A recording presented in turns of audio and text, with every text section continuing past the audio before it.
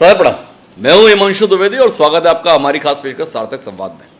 खास मौके पर यह सार्थक संवाद है। खास इसलिए है कि छत्तीसगढ़ अपने राज्य की स्थापना के 25 साल पूरे कर रहा है। इस 25 साल को यादगार बनाने के लिए हर स्तर पर बृहद आयोजन हो रहे हैं।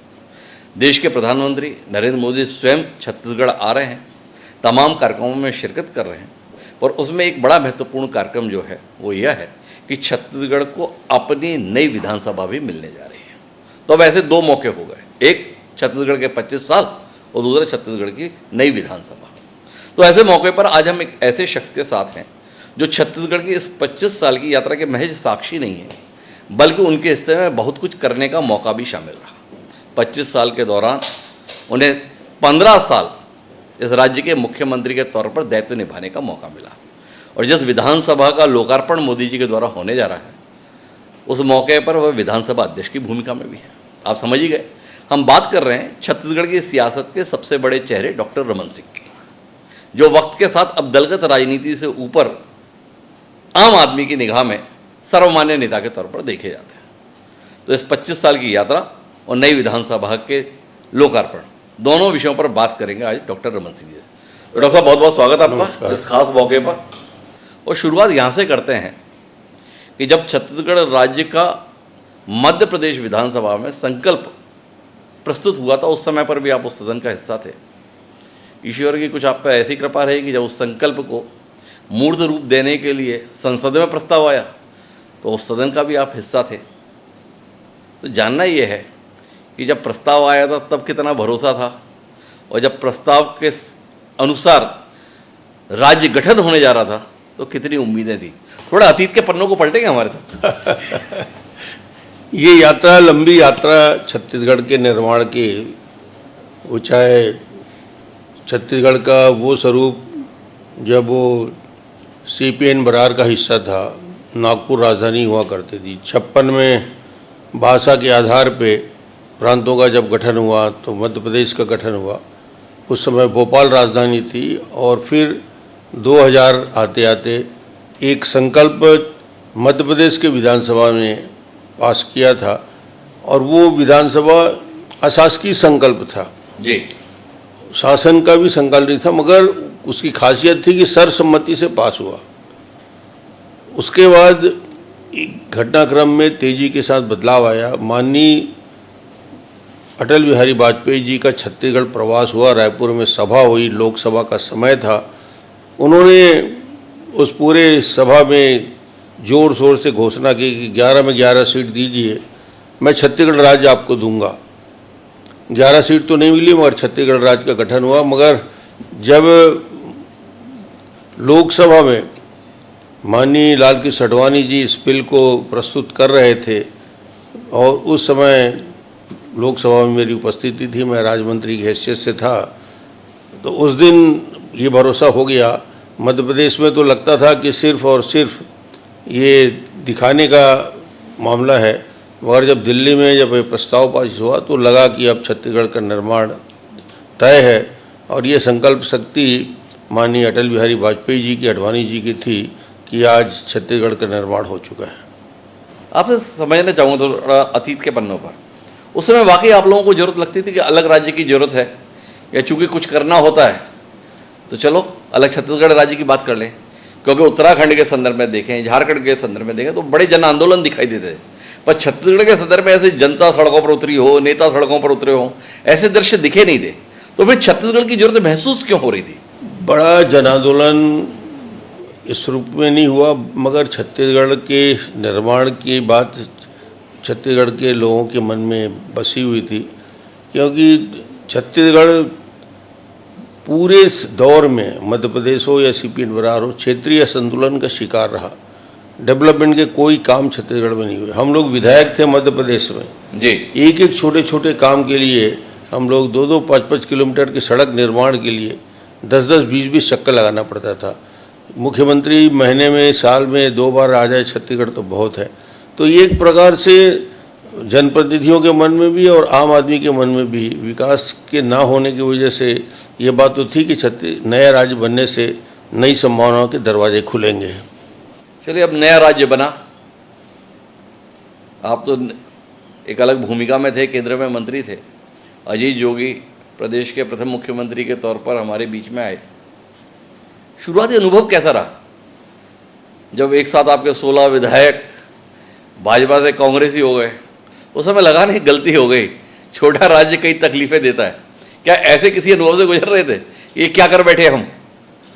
एक छोटे राज्य का निर्माण के बाद जो घटनाक्रम में परिवर्तन आया और भारतीय जनता पार्टी के विधायक दल में एक बड़ी टूटन हुई और विधायक हमारे कांग्रेस में चले गए। एक प्रकार से भारतीय जनता पार्टी के अंदर और संगठन में भी और राष्ट्रीय स्तर में भी इस बात की चर्चा हुई कि ये जो राज्य है, छोटा राज्य है, यहाँ पे ज़्यादा ध्यान देने की ज़रूरत है, ज़्यादा इस पे फोकस करने की ज़रूरत है। उसके बाद वरिष्ठ नेताओं ने छत्तीसगढ़ के ऊपर फोकस किया। तो जब आप 2003 में अनायास मुख्यमंत्री के तौर पर दिखाई दिए, क्योंकि कई चेहरे उस समय दिखाई देते थे डॉक्टर रमन सिंह जी के साथ, तो जब 2003 में मुख्यमंत्री बने तो कितनी उम्मीद के साथ मुख्यमंत्री थे? कितने दिन का हिसाब लगाए थे, इतने दिन तो मैं मुख्यमंत्री रह लूँगा? मैं जब इस विषय की भूमिका तब शुरू होती है जब मैं दिल्ली में केंद्र में मंत्री था। वेंकैया नायडू जी हमारे राष्ट्रीय अध्यक्ष थे। उन्होंने मुझे अडवाणी जी के घर पे बुलाया, सारे वरिष्ठ नेता बैठे थे और वहीं बैठकर आमने सामने बात हुई कि डॉक्टर रमन तुम्हें मध्य प्रदेश छत्तीसगढ़ जाना है। मैं समझ गया कि क्या भूमिका मेरी तय कर रहे हैं। मैंने कहा मैं केंद्रीय मंत्रिमंडल से इस्तीफा देने को तैयार हूं और मुझे कोई प्रदेश अध्यक्ष बनाए ये ज़रूरी नहीं, जो भी दायित्व में आप भेजेंगे मैं जाने को तैयार हूं। और उसी दिन भूमिका तय हुई कि मुझे छत्तीसगढ़ में संगठन में आना है। संगठन में आने के बाद उस समय की जो परिस्थितियाँ थी, जो एक प्रकार भय और आतंक का वातावरण था, उस वातावरण को तोड़ने की जवाबदारी थी। एक लंबी यात्रा बस्तर से लेकर सरगुजा तक चली। कार्यकर्ताओं का मनोबल बढ़ा, केंद्रीय नेताओं ने आकर काफ़ी यहाँ पे योगदान दिया और फिर इस भारतीय जनता पार्टी की सरकार छत्तीसगढ़ में बनी। और उसका कारण भी यही था कि जो 3 साल के जोगी की सरकार थी, उस सरकार से ही छत्तीसगढ़ के लोगों ने महसूस कर लिया कि ये जो सरकार है वो छत्तीसगढ़ के लिए बेहतर काम नहीं करेगी। वो तो ठीक है, मेरा सवाल अनुत्तरित रहा। मैंने जानना चाहा कि जब आप मुख्यमंत्री की शपथ ले रहे थे तो कितने दिन के हिसाब से ले रहे थे? भाई मध्य प्रदेश में जब भाजपा की सरकार थी 77 से 80 में 3 मुख्यमंत्री आपकी पार्टी दे चुकी थी। इसके बाद में जब 90 में मौका मिला तो 2.5 साल में अपनी सरकार खुद ही अपने हाथों से निपटा लिए थे।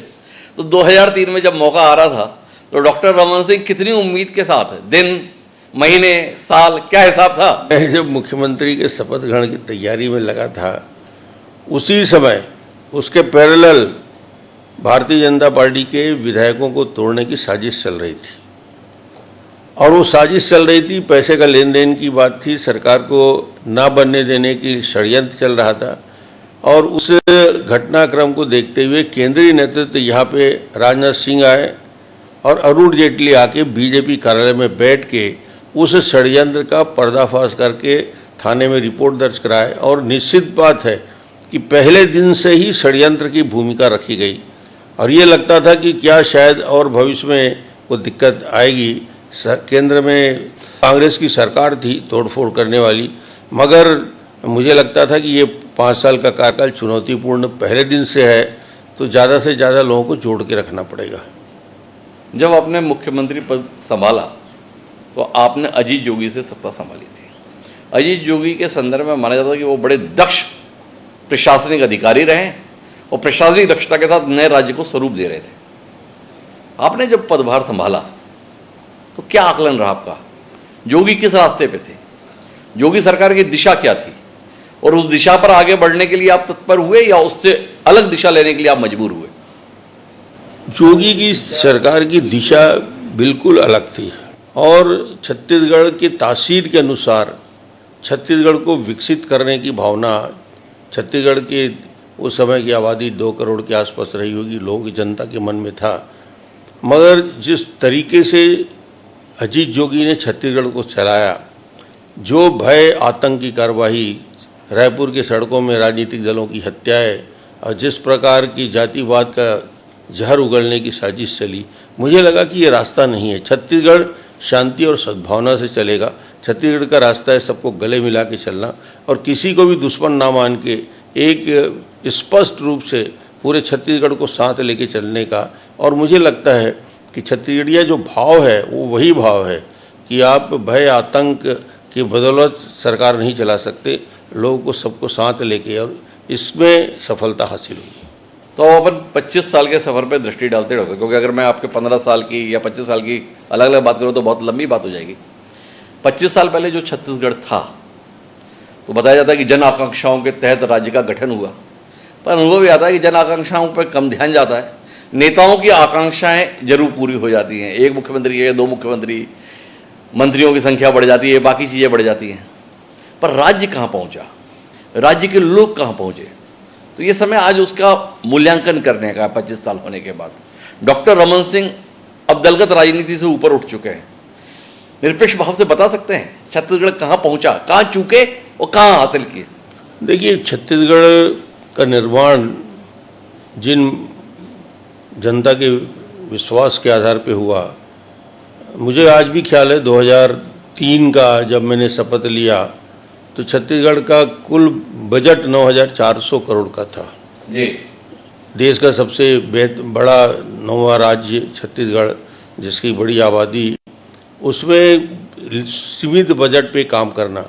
मगर मैं कहता हूँ कि छत्तीसगढ़ के उस निर्माण की यात्रा को एक सरसरी तौर से निगाह डाला जाए तो क्या था छत्तीसगढ़ 2000 में और क्या छत्तीसगढ़ आज 2025 में है। आप आश्चर्य करेंगे कि छत्तीसगढ़ में जिस प्रकार बजट को बढ़ा के, वो चाहे 9,000 करोड़ का बजट हो, बाद में 18 में वो 94,000 करोड़ का हुआ और आज वो 1,60,000 करोड़ 65,000 करोड़ का बजट हुआ। पर इस दौर की यात्रा में जो छत्तीसगढ़ की कमियां थी, छत्तीसगढ़ में नेशनल हाईवे, राष्ट्रीय राजमार्ग, जिला राजमार्ग का जाल बिछाया गया। करीब करीब नेशनल हाईवे और ग्रामीण सड़कों को मिला के 40 से 45 हज़ार किलोमीटर सड़कों का जाल बिछाया गया। आश्चर्य करेंगे कि इस 15 साल की कम पीरियड में छत्तीसगढ़ में प्राइमरी, मिडिल, हाई स्कूल की गणना करें तो ये काल था 15 साल का छत्तीसगढ़ में, जहाँ स्कूलों का प्राइमरी, मिडिल, हाई स्कूल और हायर सेकेंडरी करके करीब करीब 42,000 स्कूल खोले गए। ये स्थिति छत्तीसगढ़ में थी कि शिक्षक 1 लाख शिक्षक की भर्ती हुई, 70,000 पुलिस बल की भर्ती किया गया, पीएससी के माध्यम से करीब करीब 9,000 बच्चों का पीएससी में सिलेक्शन हुआ। और डेवलपमेंट का ये स्थिति थी कि छत्तीसगढ़ में निर्माण के समय 2200-2300 मेगावाट पावर जनरेशन होता था। आज यदि आप पलट के देखोगे तो आज करीब करीब 32,000 मेगावाट पावर जनरेशन हो रहा है। छत्तीसगढ़ कहाँ पहुँच रहा है, किस दिशा में जा रहा है? छत्तीसगढ़ आज देश के विकसित राज्यों की तुलना में इसलिए खड़ा है कि हमारे पास all India medical institute IIM है, IIIT है, IIT है, national law university, Hidayatullah law university है, छत्तीसगढ़ के अंदर एम्स की स्थापना हो चुकी है। तो ये राष्ट्रीय स्तर के संस्थान छत्तीसगढ़ में आए, 2 मेडिकल कॉलेज से 15 मेडिकल कॉलेज। आप आश्चर्य करोगे कि 100-150 सीट मेडिकल कॉलेज में बच्चों के लिए छत्तीसगढ़ में था। आज कोई कल्पना करता है कि 2600 बच्चे डॉक्टर बन रहे हैं और करीब करीब 700 बच्चे पीजी में उनका एडमिशन हो रहा है। ये छत्तीसगढ़ है जिसकी कल्पना की थी। एक नर्सिंग कॉलेज था। आज यदि छत्तीसगढ़ की कोई विकास की परिभाषा केरल से तुलना करेगा तो मैंने तय किया 84 नर्सिंग कॉलेज खुले, एक से बढ़ के 84। पॉलिटेक्निक कॉलेज में 6 गुना वृद्धि हुई, आयुर्वेद कॉलेज की वृद्धि हुई। सिर्फ 212 कॉलेज थे, बढ़ के 436 महाविद्यालय की स्थापना हुई, IIT, CPET की स्थापना हुई। ये जो डेवलपमेंट का जो मॉडल है, आश्चर्य करोगे आप कि छत्तीसगढ़ विकास के लिए तरस रहा था 2000 तक। नेशनल हाईवे बीजापुर का मिट्टी का था। मिट्टी का नेशनल हाईवे दुनिया में किसी राज्य के अंदर होगा ये मैं नहीं कल्पना करता, मगर छत्तीसगढ़ में था। BRO बॉर्डर रोड ऑर्गेनाइजेशन उस सड़क को बनाने में असफल हुआ, छोड़ के भाग गए। हमने उस रोड को बना के नेशनल हाईवे को छत्तीसगढ़ के आखिरी कोंटा तक और वहाँ ब्रिज बनाने का काम किया और कनेक्टिविटी को पूरी तरीके से जोड़ने का काम किया। छत्तीसगढ़ का दुर्भाग्य ये था कि छत्तीसगढ़ के इंफ्रास्ट्रक्चर को जानबूझकर कांग्रेस के शासन में मध्य प्रदेश के हिस्सा होने के समय छोड़ दिया गया। बिजली की ये स्थिति थी कि एक टावर गिरा दिया जाता है अबूझमाड़ के जंगल में और 14 दिन का ब्लैकआउट पूरा बस्तर में होता है, अंधेरे में पूरा संभाग रहता है। ये इंफ्रास्ट्रक्चर था छत्तीसगढ़ के पास। आज 440 का लाइन है, 220 का लाइन है, 130 का लाइन है। अब बस्तर में कभी अंधेरा नहीं हो सकता। बस्तर में राष्ट्रीय स्तर के आप जवांगा के हमारा एजुकेशन इंस्टीट्यूट कॉलेज देखेंगे, करीब 2000 बच्चे वहाँ पर रह रहे हैं, आवासीय विद्यालय में रह रहे हैं। बीजापुर में प्रयोग किया हमने पोर्टा केबिन का प्रयोग। हिंदुस्तान में लोग चर्चा करते हैं कि ये पोर्टेबल केबिन क्या है। 16 स्कूल जब ध्वस्त किए गए तो सबको मिला के एक सेंटर में उस स्कूल को किया जाए, सारे टीचर को लाया गया और ये पोर्टेबल केबिन का प्रयोग वहाँ प्रयास का प्रयोग छत्तीसगढ़ में हमने पहली बार किया। आज वहाँ के बच्चे मेडिकल कॉलेज में जा रहे हैं, आज वहाँ के बच्चे इंजीनियरिंग कॉलेज में जा रहे हैं, डॉक्टर बन के आ रहे हैं, पीएससी में तैयारी कर रहे हैं। तो ये जो उत्साह का वातावरण, जब मध्य प्रदेश से हम अलग हुए, जिसकी चर्चा छत्तीसगढ़ में शायद कम लोग करते हैं, और आपको मैं बताना चाहता हूँ, ट्राइबल का अनुसूचित जनजाति का आरक्षण 20% था। शायद पूरे छत्तीसगढ़ के लोगों को याद नहीं होगा कि उसको 32% करने का काम डॉक्टर रमन या हमारी सरकार ने किया। ये मूलभूत परिवर्तन ये कभी नहीं होता। इतने शिक्षक की भर्ती, इतने पुलिस बल की भर्ती, जंगल वारफेयर की स्थापना हुई, आधुनिक शस्त्र दिए गए, थाने ऐसे थे कि कोई लूट के ले जाता था। छत्तीसगढ़ के थाने लगातार 12 थाने लूटे गए। यानी हिंदुस्तान के इतिहास में कभी थाने लूटने की घटना नहीं होगी, मगर छत्तीसगढ़ में थाने लूटे गए। 1-1 करोड़ के थाने का निर्माण किया गया, पुलिस बल की नियुक्ति हुई, पुलिस बल की संख्या बढ़ाएगी। इतने सारे मल्टी डायमेंशन जो काम छत्तीसगढ़ में हुआ, एजुकेशन के लिए, हेल्थ। बीजापुर का उस समय का डिस्ट्रिक्ट हॉस्पिटल आप जाके देखते, जब हम लोगों ने उसको शुरुआत की थी उस समय सारी सर्जरी वहाँ होने लगी थी। दंतेवाड़ा का स्कूल, वहाँ का कलेक्ट्रेट, झीलों का निर्माण की प्रक्रिया। मैं कहता हूँ कि छत्तीसगढ़ में काम की इतनी आवश्यकता थी और उससे बड़ी चुनौती जिसके बारे में छत्तीसगढ़ बना, कुपोषण, IMR, MMR, माल न्यूट्रिशन, पलायन, ये चारों का उपाय क्या था, ये चारों की दवाई क्या हो सकता था, उसका रास्ता निकाला खाद्यान्न सुरक्षा कानून बना के। हमने कहा ऐसा नहीं हो सकता कि खाद की गोदाम भरे हैं और उस गोदाम के नीचे सोने वाला मजदूर का बच्चा रात में भूखा सोए। हमने खाद्यान्न सुरक्षा में 65 लाख परिवार को 1 रुपये किलो चावल देने की योजना शुरू, नमक देने की योजना शुरू की, चना देने की योजना शुरू की, गुड़ देने की योजना की। ये खाद्यान्न सुरक्षा नहीं, पोषण सुरक्षा। 2013 में दिल्ली ने पोषण सुरक्षा को कानून बनाया। 16% ब्याज दर था मध्य प्रदेश के हिस्सा रहते किसानों का, 16%। डॉक्टर रमन के 15 साल के दौर में उसको 0% ला के किसानों के जीवन में परिवर्तन लाया। माननीय अटल बिहारी वाजपेयी जी ने एक बड़ा काम किया, किसान क्रेडिट कार्ड, जो शायद हिंदुस्तान के कृषि क्षेत्र का सबसे चमत्कारिक काम था। मगर उसी किसान क्रेडिट कार्ड में हमने इंटरेस्ट रेट को 16 से 0% कर दिया। तो ये जो जंप आया प्रोडक्शन में, जो आर्थिक स्थिति बनी, आज हिंदुस्तान में सबसे ज़्यादा ट्रैक्टर कहाँ बिकता है? छत्तीसगढ़ में। हिंदुस्तान में सबसे ज़्यादा ऑटोमोबाइल्स में ग्रोथ किस स्टेट में है? छत्तीसगढ़ में। सबसे बेहतर लोहे का उत्पादन कहाँ हो रहा है? छत्तीसगढ़ में। पावर के जनरेशन में हम आज करीब 30-32 हज़ार मेगावाट पावर जनरेशन कर रहे हैं। स्टील के प्रोडक्शन में, स्पंज आयरन के प्रोडक्शन में 21%। हर 5वां छड़ हिंदुस्तान में कहीं घर बन रहा है तो छत्तीसगढ़ का, हर 5वां लोहा का सीमेंट की बोरी छत्तीसगढ़ की। ये छत्तीसगढ़ है जो आने वाले समय में हिंदुस्तान में उस ग्रोथ में, उस रफ्तार में बराबरी के साथ अन्य राज्यों के साथ खड़ा हो रहा है। और उसका सबसे बड़ा उदाहरण कि हिंदुस्तान में राजधानियां कहीं बन नहीं पाई, मगर हमने नया रायपुर बना के दिखाया कि छत्तीसगढ़ हिंदुस्तान में कहीं कैपिटल बन सकता है। पूरी ज़मीन एक्वायर किया कोई बिना दिक्कत के, और आज मैं कह सकता हूं कि ग्रीन जो कैपिटल हमारा बन के तैयार है और विधानसभा बन के तैयार है, वो छत्तीसगढ़ के आने वाले 50-100 साल की यात्रा का मार्ग प्रशस्त। बहुत लंबा आपने बताया कहाँ कहाँ कितना बेहतर काम हुआ। देखिए, इस विसंगति पर भी तो बात होनी चाहिए ना। अच्छा तो आपने बताया लोगों को 2008-9 में आप ये भोजन संबंधी पोषण का अधिकार इसकी बात कर रहे हैं, वो योजना लेकर आए 1 रुपये किलो चावल वाली। और देखो राज्य आपने कहाँ से कहाँ पहुँचा दिया, आप स्वयं ही फेरिस्त गिना दिए। छड़ हर 5वीं हमारे यहाँ बन रही है, बिजली 2200 मेगावाट थी 32,000 मेगावाट हो गई, धान की खरीद 3200 रुपये पर हो रही है। पर 2008-9 में 1 रुपये 2 रुपये किलो मिलने वाले चावल 65 लाख परिवारों को आज भी वो परिवार 1 रुपये 2 रुपये किलो ही चावल के लिए मोहताज है। अगर सब कुछ इतना बेहतर हुआ तो ये योजना अभी तक चलानी क्यों पड़ रही है? अगर छत्तीसगढ़ गठन आम आदमी तक विकास को पहुंचा पाया तो डॉक्टर रमन सिंह इस विसंगति के संदर्भ में क्या सोचते हैं? या डॉक्टर रमन सिंह को लगता है कि दौर चुनाव का है, दौर वोट का है, एक बार जो दे दिया उससे पीछे हटना सरकार के लिए संभव नहीं होता? वो कारण नहीं है। उस कारण को आपको मैं थोड़ा सा डिटेल में समझाने का प्रयास करता हूँ, जो ताकि हमारे दर्शक समझ पाएंगे, ये प्रश्न हमेशा के लिए समाप्त हो जाए।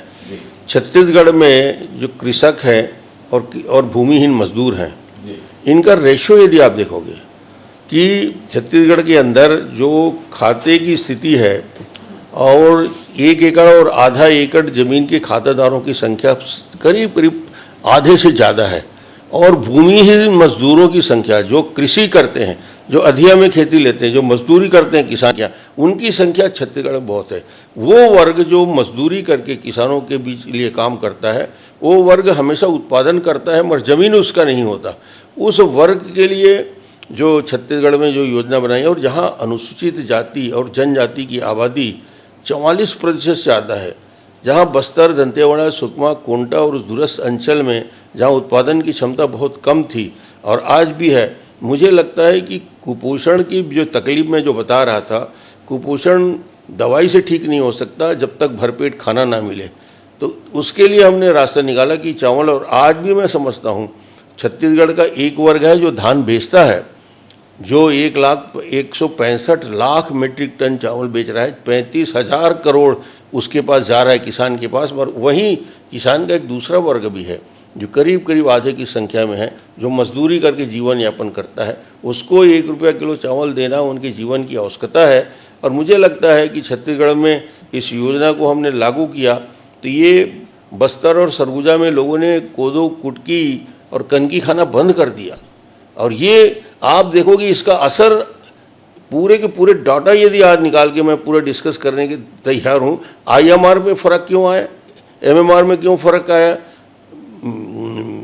इसके कुपोषण में क्यों फ़र्क आया, ये लगातार प्रहार जो चलता रहा उसका असर हुआ कि वो मध्यम वर्गीय गरीब परिवार और छोटा परिवार आज हमारे बेहतर तरीके से अपना पोषण कर रहा है।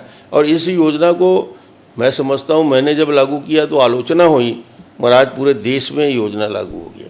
दिल्ली में कानून बना के खाद्यान्न सुरक्षा बिल पास किया गया और हमने उस पोषण सुरक्षा में आगे बढ़ के काम किया।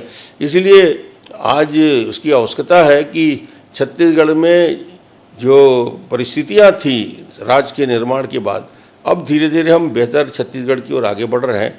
भविष्य में जब लगेगा कि अब इसकी आवश्यकता समाप्त हो गई है कि चावल देने का, उस दिन देखा जाएगा। भविष्य में लगेगा ये तो आज तो जरूरी है। आप बड़े संजीदा किस्म के राजनीतिज्ञ हैं, दूरदर्शी भी हैं, इसलिए सवाल तो अभी भी आपके साथ जुड़ा रहेगा।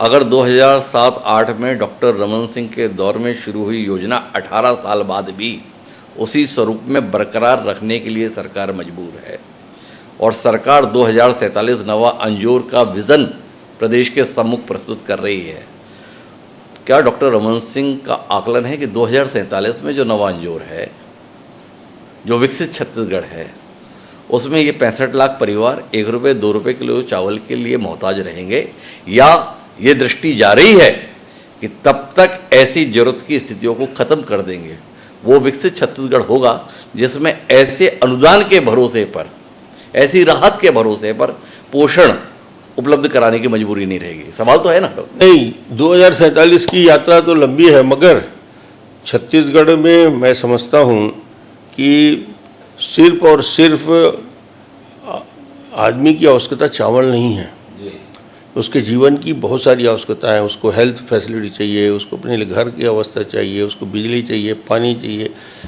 चावल उसके जीवन का एक बहुत छोटा हिस्सा है। सरकार की तरफ से उसे यदि ये लाभ मिलता है तो वो अपने मर्जी से फिर वो काम करने की तय करता है। पहले क्या होता था कि मालिक तय करता था कि वेजेस उसको क्या दिया जाए, आज नौकर तय करता है या वहाँ खेत में काम करने वाला कि उसको क्या वेजेस दिया जाए, उसकी पसंद से वो काम में जाता है। पहले वो मजबूरी में जाता था, पहले अधिया खेती होती थी, बाढ़ी में अनाज दिया जाता था। छत्तीसगढ़ की बड़ी पुरानी परंपरा है, किसान तैयार करता था, खेती करता था और जब उत्पादन होता था उसका आधा हिस्सा जिससे कर्ज लेता है दिया जाता। छत्तीसगढ़ की बाढ़ी की प्रथा समाप्त हो गई, छत्तीसगढ़ में बेगारी की समस्या समाप्त हो गई। छत्तीसगढ़ में 6 लाख पलायन से घट के 30,000 1 रुपये किलो चावल यदि यहाँ मिल रहा है तो बॉम्बे में, कलकत्ता में 50 रुपये किलो चावल लेने मजदूरी करने क्यों जाएगा। वो सोचा कि छत्तीसगढ़ ही बेहतर है, तो वो पलायन 6 लाख से घट के अब 20,000 50,000 तक आ गया है। ये छत्तीसगढ़ की सफलता है। चावल वाले बाबा के रूप में पहचान मिली आपको, अभी भी बातचीत में आपको चावल भूलता नहीं है। और छत्तीसगढ़ की सियासत में 2003 में भी चावल कारण था, 2008 में भी था, 2013 में भी था, 2018 में भी था और आप भी मानेंगे कि 2023 में भी था। ये छत्तीसगढ़ कब तक चावल की सियासत पर आगे बढ़ता रहेगा, इस पर कोई दृष्टि है डॉक्टर साहब? पेडी छत्तीसगढ़ की संभावनाओं का मूल वो है। आप यदि हमारे नए विधानसभा में घुसोगे, उस विधानसभा के जो सदन हमारा कक्ष है उसको घुसते ही देखोगे तो लगेगा धान का कटोरा है, धान की बालियां हैं, उस पर हरियाली है, तो आपको लगेगा कि ये छत्तीसगढ़ है। छत्तीसगढ़ के डीएनए में, रग रग में धान है। पेडी को पॉवर्टी से जोड़ा जाता था, मगर मैंने कहा नहीं, पेडी से पॉवर्टी नहीं, पेडी ही ऐसा है जो छत्तीसगढ़ की इकोनॉमी को परिवर्तन करने में सक्षम है। और आज वो स्वरूप हमने विधानसभा में भी दिखाने का प्रयास किया है। मतलब पैडी को पॉवर्टी से देखा जाता था, डॉक्टर साहब का मानना है कि पैडी पॉलिटिक्स के संदर्भ में महत्वपूर्ण कारण है। पॉलिटिक्स से नहीं, उनके जीवन में परिवर्तन का एक शस्त्र है। और इससे तो आप उम्र के उस मुकाम पर हैं, राजनीतिक चढ़ाव की भी उस मुकाम पर हैं, जिसमें आप तो खरी खरी बात करते थे। क्या आप नहीं मानते कि छत्तीसगढ़ की सियासत में सब कुछ एक तरफ और चावल का दाम एक तरफ, इसके संदर्भ में कुछ तो कहिए। चावल यदि दाम एक तरफ होता तो सरकार नहीं बदलती, वो भी चावल खरीद रहे थे, हम भी चावल खरीद रहे हैं। सरकार बदलने के कारण बहुत दूसरे होते हैं। रमन सिंह जी आज भी मानने के लिए तैयार नहीं है कि 2018 में उनकी सत्ता से विदाई चावल के दाम के चलते हुई? देखिए, एक बार 3 में, 8 में, 13 में, 15 साल तक मुख्यमंत्री के हैसियत से काम करने के बाद एक पड़ाव आया जिसमें कहीं न कहीं हमने जो बात घोषणा पत्र में जो बातें कही थी उससे थोड़ा से कम रह गए हम। वो एक वजह हो सकता है, मगर मैं कहता हूँ वही चावल, वही सरकार की योजनाएं जो योजना सर चढ़ के बोल रही है, और आज सबसे महत्वपूर्ण योजना छत्तीसगढ़ में वही है जिसके लिए 3, 8, 13 में हम जीते थे और इस बार का चुनाव भी उसी में जीते हैं। तो कुल मिलाकर डॉक्टर साहब आखिरी में मानेंगे हाँ चावल कारण तो है, पर 15 साल पे हमने काफी बात की, पर फिर 5 साल का कालखंड आया, भूपेश बघेल जी के नेतृत्व में प्रचंड बहुमत के साथ सरकार आई। ऐसा बहुमत तो आपके हिस्से में भी नहीं आया था और विष्णुदेव साई जी के भी नेतृत्व में आया। उन 5 साल के संदर्भ में दृष्टि क्या है डॉक्टर रमन सिंह जी की? आपका काम कितने आगे बढ़ा? मेरे द्वारा या सरकार के काम, मेरा काम है नहीं, सरकार का काम, बीजेपी सरकार के, आप सरकार के मुखिया थे, 15 साल के काम में छत्तीसगढ़ का मान सम्मान गौरव बढ़ा। नीतिगत फैसले लेकर राज्य में औद्योगिकरण से लेकर कृषि और दूसरे क्षेत्र में हमने भी तरक्की की। जैसे ही कांग्रेस की सरकार आई, नीतियों में जिस प्रकार से तोड़ मरोड़ किया गया, ये बोला जाता है ना पॉलिसी से क्या होता है, पॉलिसी से ही सब कुछ होता है। यदि हमारी पॉलिसी को लगातार वो सरकार चलाती रहती तो आज जितने लोग जेल के अंदर हैं, जितने लोग बड़े बड़े अपराध हुए, हजारों करोड़ का घोटाला हुआ, कोयले का ही उदाहरण मैं देता हूँ। एक पॉलिसी थी, कोयले को निकालने के लिए ट्रांजिट पास जो दिया जाता है उसको हमने ऑनलाइन किया था, मैनुअल इंटरफेरेंस का कोई जगह नहीं था। ऑनलाइन को कांग्रेस की सरकार ने 1 लाइन का फैसला लिया, ऑफलाइन कर दिया, आदमी को जाके वहाँ पे भोग चढ़ाना पड़ेगा। और आज ऑफलाइन और ऑनलाइन की वजह से 10-15 हज़ार करोड़ का घोटाला भी हुआ। बाकी जिसने उस काम को किया था वो अधिकारी आज भी परेशान हैं, शायद बाकी लोग जेल के अंदर हैं। तो नीतिगत फैसले का दूरगामी परिणाम उद्योग जगत में भी होता है और प्रदेश की इकोनॉमी। शराब के लिए नीति, हमने नीति बनाई थी बड़ी खुली। जैसे ही आपने शराब पिया, आपने शराब की पॉलिसी बदल दी। यानी हिंदुस्तान में आज तक किसी राज्य में ऐसा नहीं होता होगा कि सरकारी दुकान में शराब बिके और वहाँ का पैसा एक आधा पैसा खाते में जाए, गवर्नमेंट की ट्रेजरी में जाए और आधा किसी पार्टी के खाते में जाए। ये दुनिया में मैं नहीं समझता कि किसी राज्य में इस प्रकार के भ्रष्टाचार का कोई नमूना देखने को मिला। आज उसके ऊपर केस चल रहे हैं। यदि आप नीति ढंग से बनाते हैं और नीति के साथ साथ नीयत भी ठीक होनी चाहिए। नीयत यदि आपका ठीक नहीं है तो नीति का क्रियान्वयन आप कर ही नहीं सकते। ये 5 साल इसी उलझन का रहा, 5 साल इसी विवाद का रहा और इसलिए सरकार को जाना पड़ा। भूपेश बघेल जन संघर्ष से निकले हुए नेता थे, जन संघर्ष करके मुख्यमंत्री के पद तक पहुंचे थे। उनके 5 साल के कामकाज के संदर्भ में रमन सिंह का अनुभव क्या बोलता है? दिक्कत नीति के स्तर पर थी या नियत के स्तर पर थी? नीति और उसका क्रियान्वयन, नियत और नीति यानी योजना बना रहे हैं, उसका क्रियान्वयन गलत तरीके से हुआ। और उसमें यदि आपने नीति भी यदि ठीक बनाते हो और नियत गलत है तो उसका क्रियान्वयन नहीं हो सकता। नियत ठीक होनी चाहिए। अब 2 साल तो विष्णुदेव साय जी के हैं, ठीक है, आपकी पार्टी के नेता हैं, पर इन 2 साल में छत्तीसगढ़ की कार्य संस्कृति में कोई बदलाव आया या 5 साल में जो संस्कृति विकसित हो गई उस संस्कृति को आगे बढ़ते हुए देख रहे हैं? नहीं, देखिए, विष्णुदेव साय जी के नेतृत्व में सरकार बनी है और छत्तीसगढ़ में एक ट्रैवल मुख्यमंत्री के रूप में सामने आए हैं। अनुभवी हैं, 3 बार प्रदेश अध्यक्ष रहे, केंद्र में मंत्री रहे, विधायक रहे, सांसद रहे, बहुत सारे अनुभव लेकर आए हैं। और जो वादा चुनाव के समय घोषणा पत्र में हम सब ने सामूहिक रूप से ली थी, उसका क्रियान्वयन करने की जवाबदारी मुख्यमंत्री की है। वो 3100 रुपया क्विंटल में धान खरीदी, 21 क्विंटल धान खरीदी की बात हो, 2 साल का बोनस देने की बात हो, किसानों के लिए, महिलाओं के लिए महतारी वंदन योजना में 650 करोड़ हर महीना देने की बात हो, ग्रामीण विकास और बस्तर और सरगुजा में बेहतर विकास की काम की बात हो, तो मुझे लगता है कि विष्णुदेव जी के स्वभाव का असर है, नीतियों का असर है कि जिस नक्सल समस्या के लिए हम लड़ते रहे, संघर्ष करते रहे, सरगुजा में तो ठीक है नक्सल समस्या समाप्त हुआ, मगर बस्तर में ऐसी नीतियां बनाई कि आज बस्तर शांति की दिशा में जा रहे हैं। रमन सिंह जी को कभी वह करता नहीं है, एक मौका और मिलना था, 15 साल में काफ़ी कर लिए थे। नहीं, मुझे ये लगता है कि पार्टी ने मुझे इतना कुछ दिया है।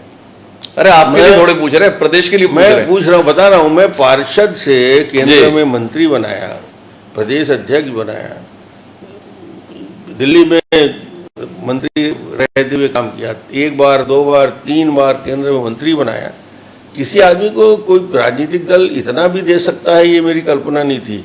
आज मैं एक नए दायित्व में हूँ, विधानसभा अध्यक्ष, और मेरा ये हमेशा जीवन का लक्ष्य रहा है कि मुझे जो जवाबदारी मिले उसको मस्ती के साथ, पूरी तन्मयता के साथ, पूरी ईमानदारी के साथ क्रियान्वयन करें। आज मैं स्पीकर की हैसियत से एंजॉय कर रहा हूँ। मैं विधानसभा के अंदर और विधानसभा के बाहर आजकल खूब किताब भी पढ़ रहा हूँ, विधानसभा के संबंध में किताब भी लिख रहा हूँ और इस नई पारी को एंजॉय कर रहा हूँ। इसलिए मैं नहीं समझता कि मैं 1 डाउन और 2 डाउन 3 डाउन में खेलने के लिए आऊँगा।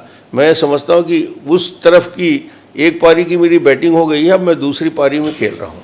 लेकिन अगर आपको इसमें इतना ही आनंद आ रहा है और लोग महसूस कर रहे हैं कि रमन सिंह को वाकई आनंद आ रहा है, तो जब भी कोई पद रिक्त होता है तो उसमें रमन सिंह का नाम क्यों आता है? महाराष्ट्र का गवर्नर खाली होता है तो रमन सिंह गवर्नर बन के जा रहे हैं। उपराष्ट्रपति के संदर्भ में व्यक्ति का चयन हो रहा है, रमन सिंह दिल्ली जा रहे हैं, वो लोग उपराष्ट्रपति रमन सिंह बनाए जा रहे हैं। राष्ट्रीय अध्यक्ष के संदर्भ में भी चर्चाओं में लोग रमन सिंह का नाम ले लेते हैं। आपकी वर्तमान भूमिका से आप संतुष्ट नहीं हो या पार्टी संतुष्ट नहीं है? भाई हर नाम पर आपका नाम क्यों आ रहा है? मैं पूर्ण संतुष्ट हूँ। पत्रकार मेरे ऊपर ज़्यादा मेहरबान है जी, वो कहीं ना कहीं मेरा नाम किसी न किसी रूप में चला देते हैं। मैं दिल्ली जाना कम कर दिया हूँ जी, नहीं तो हर बार दिल्ली जाता हूँ तो कुछ न कुछ बातें चलती है, मगर इसमें कोई महत्वाकांक्षा पालने की जरूरत नहीं है। केंद्रीय नेतृत्व जब जिसको जिस भूमिका में देता है उसको करना चाहिए, और मैं इस बात को 100% मानने वाला हूँ। मुझे एक नई भूमिका में दिया गया है, कुछ जवाबदारी के साथ इस विधानसभा का अध्यक्ष बना हूँ। इस काम को मैं अच्छा कर लूँ, यही मेरी आज के तारीख में लक्ष्य यही है मेरा। तो अब उस भूमिका के संदर्भ में भी बात कर लेते हैं जो विधानसभा अध्यक्ष के तौर पर आपको मिली। कितना रास आ रही है ये भूमिका? किताब पढ़ने के लिए विधानसभा अध्यक्ष बने? किताब भी पढ़ना, जिंदगी के आनंद भी लेना, किताब लिखने के भी काम है। विधानसभा के विधायकों के साथ ये काम मुख्यमंत्री के रहते जो मैं करता था, अब मेरे साथ 90 विधायक हैं, मैं 90 विधायकों का अध्यक्ष हूँ। पक्ष का विपक्ष का उनके साथ बात करना, उनकी समस्याओं को सुनना, निराकरण करना, विधानसभा का बेहतर संचालन करना, विधानसभा की प्रतिष्ठा को बढ़ाना, एक नई भूमिका में हूँ। उस भूमिका को करने का प्रयास कर रहा हूँ कि ये इसमें बेहतर काम करूँ। तो 90 विधायकों को जो आप अध्यक्ष हैं, तो किसकी मदद ज़्यादा मिल रही है? विष्णुदेव साई जी की ज़्यादा मिल रही है, चरणदास महंत जी की मिल रही है, भूपेश बघेल जी आजकल मित्रता ज़्यादा निभा रहे हैं? हमारे मुख्यमंत्री जी का निश्चित रूप से विष्णुदेव साई जी के साथ मैं लंबे समय तक काम किया हूँ। आज भी नई भूमिका में उनके साथ खड़ा हूँ, तो वो अपनी भूमिका को और अपनी मर्यादा के साथ वो हर काम का संचालन करते हैं।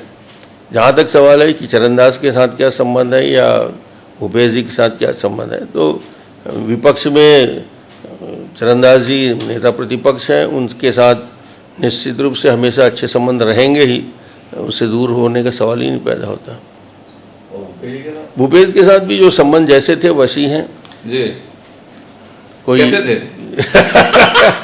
नहीं, जैसे संबंध थे वर्षों से वैसे ही हैं। हम लोग सभी विधायक हैं, अलग अलग क्षेत्र में जवाबदारी के साथ काम करते हैं, तो उनकी भूमिका अपनी भूमिका है, मेरी अपनी भूमिका है। ये नई विधानसभा का लोकार्पण आप करा रहे हैं, पर अनुभव तो ये आ रहा है कि आजकल विधानसभा की बहुत जरूरत सरकारें महसूस नहीं करती। संवैधानिक बाध्यता के तहत जितने दिन सेशन चलाना है उतने दिन चल जाता है। क्या कहते हैं रमन सिंह जी?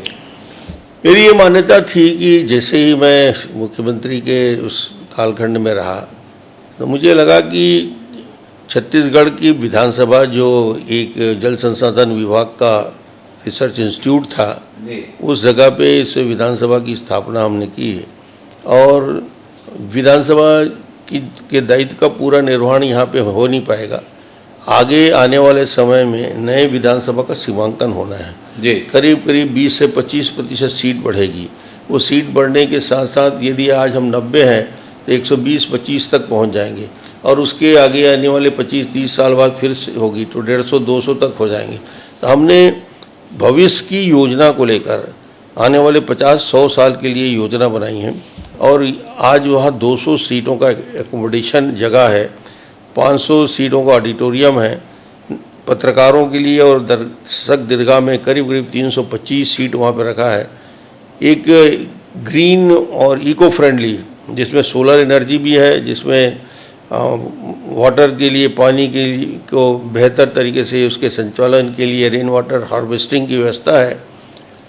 तो एक प्रकार से छत्तीसगढ़ की विधानसभा, यहीं का सीमेंट, यहीं का लोहा, यहीं की बस्तर की लकड़ी का, सैगोन की लकड़ी का फर्नीचर, यहीं की मिट्टी, यहीं का मजदूर, यहीं काम, तो ये पूरा स्वदेशी मॉडल पे हमारा विधानसभा तैयार हुआ है, जो आने वाले 50-100 साल के लिए छत्तीसगढ़ के डेवलपमेंट की कहानी लिखेगा। और अपनी भूमिका में वहाँ हमने एक तय किया है कि 25 साल की यात्रा के संदर्भ में एक विधानसभा के अंदर ही एक रिसर्च के लिए कक्ष बनाएंगे, जिसमें विकास, संसदीय विकास की यात्रा के संबंध में लोगों को ज्ञान मिलेगा, जानकारी मिलेगी। वो तो ठीक है, आपने भवन तो बहुत सुंदर बनाया है, आप लगातार जायजा भी लिए, तैयारी भी आपने अच्छी की है, अटल जी के प्रति आपकी बड़ी श्रद्धा रहती है तो उनकी प्रतिमा भी आपने लगवाई दी है, वो तो सब ठीक है। पर वो कुछ मंदिर ऐसे होते हैं जो दिन विशेष में खुलते हैं, तो ये लोकतंत्र का मंदिर भी आजकल देश में ऐसा लगता है कि दिन विशेष के लिए भर रह गया। जिस लोकतंत्र के मंदिर में संवाद होना था, चर्चा होनी थी, विमर्श होना था और नतीजे पर पहुंचना था, वहां पर सरकार अब अपने आप को सहज महसूस नहीं करती।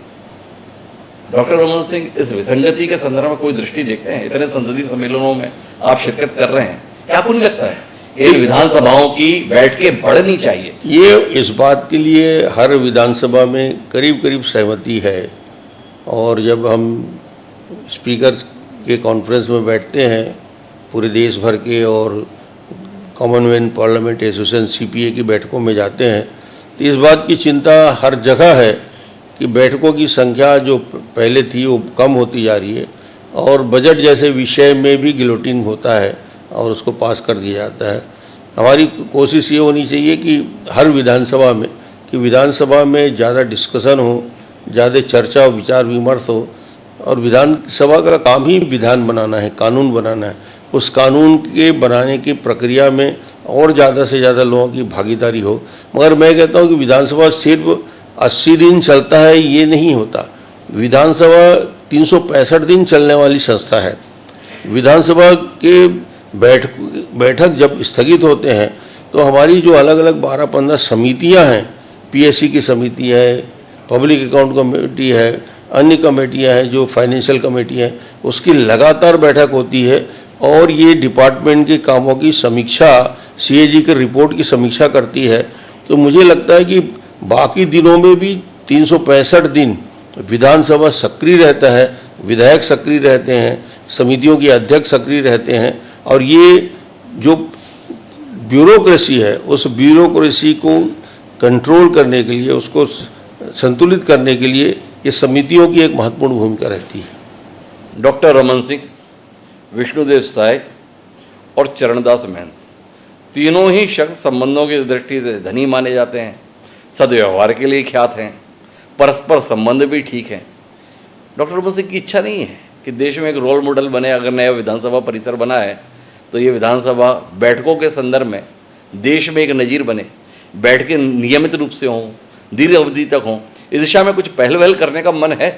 बिल्कुल प्रयास होगा और मुझे लगता है कि इसमें नेता प्रतिपक्ष या मुख्यमंत्री जी या मैं तीनों इस विषय को लेकर चिंतित हैं।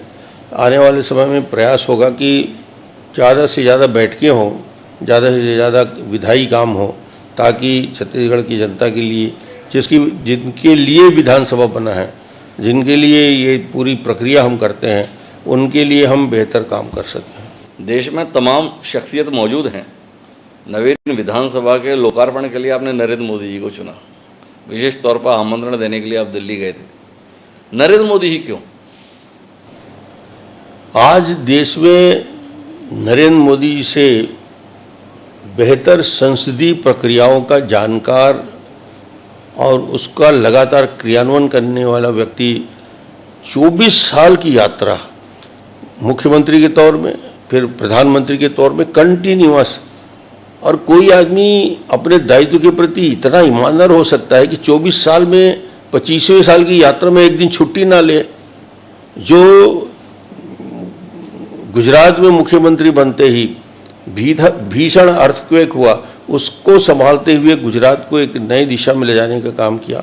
फिर दिल्ली आने के बाद लोकसभा में और हिंदुस्तान के चेहरा बदलने का काम किया। देश को मान सम्मान और गौरव ही नहीं बढ़ा, अंतर्राष्ट्रीय स्तर में आज भारत से चर्चा के बिना कोई अंतर्राष्ट्रीय विषय में बातचीत आगे नहीं बढ़ सकती। एक शक्ति के रूप में जो बोलते हैं ना 10वें नंबर पे थे भारत, आज तीसरे और चौथे नंबर में आ गया और आने वाले समय में तीसरी महाशक्ति बनेगी। तो ऐसा काम करने वाला व्यक्ति, और मेरे विशेष संबंध इसलिए हैं कि जब मैं मुख्यमंत्री था और उस मुख्यमंत्री के पहले मैं संगठन में था, तब मैंने उनकी भूमिका को में काम किया है। जब महामंत्री संगठन थे उस समय उनकी भूमिका में किया है। यात्रा का जब संचालन करते थे तब से नरेंद्र मोदी जी के साथ में बैठता था। फिर मुख्यमंत्री के नाते गुजरात में जाके उनसे बात करता था। मेरे सभी प्रमुख योजनाओं में मैंने मोदी जी को ही बुलाया, चाहे खाद्यान्न सुरक्षा बिल का चावल वितरण का काम हो तो मोदी जी को हमने आमंत्रित किया। हर बड़े अवसर में मोदी जी छत्तीसगढ़ आए हैं, छत्तीसगढ़ से उनका विशेष लगाव है। ये इतना बड़ा अवसर था कि जब वो लोकसभा का नए भवन का लोकार्पण कर रहे थे, मैंने उसी दिन तय कर लिया था कि जब ये लोकसभा का लोकार्पण कर रहे हैं तो हमारे विधानसभा में भी इन्हीं को ही बुलाया जाएगा। ये रिकॉर्ड होगा कि कोई प्रधानमंत्री किसी विधानसभा के लोकार्पण में उपस्थित हो, तो ये मोदी जी का चमत्कार है। और इस चमत्कार को आप भाप कब गए थे? आपने बताया कि पहले भी जब मैं कार्यक्रम करता था महत्वपूर्ण तो मोदी जी को बुलाता था, कब जान गए थे आप कि मोदी जी यहाँ तक पहुंच जाएंगे? नहीं मैं मुख्यमंत्री तो आपके साथ ही थे, मुख्यमंत्री हम और लोग भी बहुत मुख्यमंत्री थे। साथ ये मोदी जी की संभावना इतनी बड़ी आपने कब जान ली? नहीं, मोदी जी के काम करने का तरीका और देश के प्रति उनका चिंतन और लगातार मेहनत करने की क्षमता से ये हम सबको लगता था, क्योंकि जब चुनाव आखिरी लोकसभा का हुआ 2009 नहीं, मोदी जी का 14 में प्रधानमंत्री बनने के पहले मैं अचानक उन्होंने मुझे फोन किया, मैं कहीं बाहर था, तो बोले कहाँ हो तुम? तो मैं बोला कि मैं किसी कार्यक्रम में था छत्तीसगढ़ के बाहर। बोले आ जाओ। और वो समय था जब लोकसभा के चुनाव के मतदान हो चुके थे, वोटों की गिनती बाकी थी, मगर उनके ऑफिस में जाके ही मुझे समझ में आ गया कि ये दिल्ली के लिए कूच कर गए हैं। ये आत्मविश्वास विरले आदमी के अंदर रहता है कि पूरे सामान बांध की तैयारी कर रहे थे। मैंने कहा कब पहुंच रहे हैं दिल्ली? तो बोले बस अब चुनाव का रिजल्ट आ जाए। तो ये ऐसा व्यक्तित्व हिंदुस्तान में बिरले पैदा होते हैं जो मोदी जी के अंदर क्षमता है। तो अब जब 25 साल के मौके पर मोदी जी आ रहे हैं, राज्योत्सव को तो संबोधित करेंगे, पर उससे पहले विधानसभा परिसर में भी आपने संबोधन का कार्यक्रम रखा है। क्या उम्मीद कर रहे हैं मोदी जी से? क्या कहेंगे आखिर? क्या सुनना चाहते हैं आप? मोदी जी से सिर्फ यही सुनना चाहते हैं कि छत्तीसगढ़ के विकास की यात्रा में आज और कल भी हमेशा साथ रहेंगे, और जिस सोच को लेकर, एक बड़ी कल्पना को लेकर मोदी जी एक नया इतिहास रचने जिसमें जा रहे हैं कि हिंदुस्तान के इतिहास का वो चारू मजूमदार और कानू सन्याल के दौर से नक्सल हिंसा का जो तांडव देखा छत्तीसगढ़ ने, घरों को जलते देखा, 65 जवानों को शहीद होते देखा, हमारे सभी कांग्रेस और राजनीतिक दल के नेताओं की शहादत देखी। एसपी को मैंने मानपुर मोहला की सड़कों में 32 जवानों के साथ वहाँ पे शहीद होते देखा।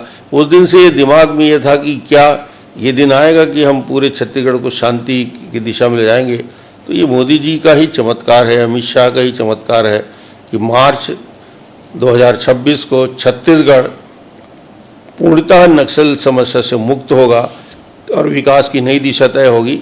उसमें मोदी जी की भूमिका उस दौर में और ज़्यादा जरूरत पड़ेगी। तो आप उद्घाटन तो करा ले रहे हैं, बैठक कब करेंगे? दिसंबर में बैठक। हमारा सत्र, शीतकालीन सत्र इस बार नए भवन में ही प्रस्तावित है और नए भवन में हम बैठेंगे। और पुराने भवन के संदर्भ में क्या योजना है? उसके बारे में मुख्यमंत्री जी से बात हुई है जी। रिसर्च इंस्टीट्यूट के रूप में उसको डेवलप किया जाए, ताकि जिस काम के लिए वो बना था उस अच्छे काम के लिए उसका उपयोग होगा। मतलब जल संसाधन के क्षेत्र में वापस उसे नहीं, अन्य किसी भी क्षेत्र में रिसर्च इंस्टीट्यूट का जो नेशनल लेवल का इंस्टीट्यूट है उसको लाने की तैयारी 2-3 चल रही है, उसके लिए पर्याप्त स्थान है। डॉक्टर साहब, हमने तमाम मुद्दों पर आपसे खुलकर बातचीत की। छत्तीसगढ़ में आपकी आवाज़ को बड़ी गंभीरता से सुना जाता है। छत्तीसगढ़ राज्य गठन के 25 साल के मौके पर छत्तीसगढ़ की जनता को कुछ कहना चाहेंगे आप हैं और हमारे दर्शक हैं, क्या कहना चाहेंगे आप? छत्तीसगढ़ की जनता के लिए मैं तो यही कहूँगा कि जो अवसर छत्तीसगढ़ की जनता ने मुझे दिया वो अपने आप में उनका आशीर्वाद था कि मैं आज यहाँ खड़ा हूँ, और आने वाले कल में इस विश्वास के साथ कि छत्तीसगढ़ हमारे तेजी के साथ विकास की दिशा में आगे बढ़ेगा और छत्तीसगढ़ की जनता की आवश्यकताओं को भी पूरा करेगा और देश में एक बेहतर स्थान में पहुंचने का प्रयास हम सब करेंगे। आपके जो सहयोग समर्थन दिया उसके लिए बहुत बहुत धन्यवाद।